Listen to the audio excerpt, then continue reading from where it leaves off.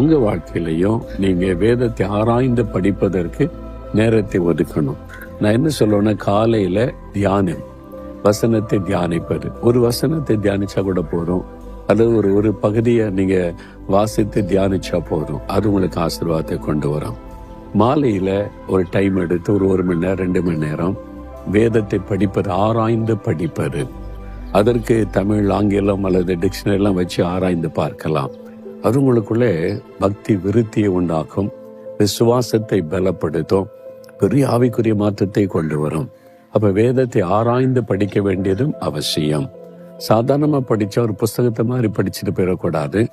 தேவன் ஏன் இதை எனக்கு எழுதி கொடுத்திருக்கிறார், இதுல எனக்கும் அதுக்கு என்ன சம்பந்தம், என்ன அர்த்தத்தை கொண்டு ஆண்டவர் இதை எனக்காக எழுதி வைத்திருக்கிறார், அப்படி ஆராய்ந்து பார்க்கும் போதுதான் அதுல பெரிய ஆசீர்வாதத்தை பார்க்க முடியும்.